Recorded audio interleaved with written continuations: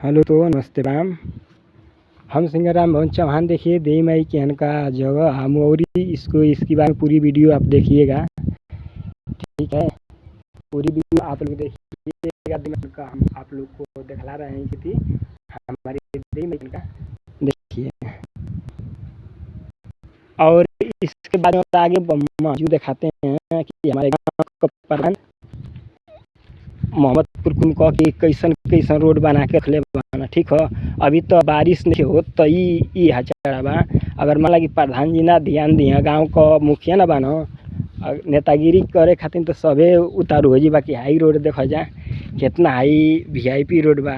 अगर आषाढ़ के दिन में आदमी गिर जाई तो केहू को मौत भी हो सकती है, केहू का हाथ गोड़ भी टूट सकता है। बाकी ये पर ध्यान के नहीं दे। ठीक है, देखा तो भाई ना ई बरनहिया पर बड़का गांव में से आवती है रोड। ठीक बा, बरनहिया पर बड़का गांव में से आवती है रोड।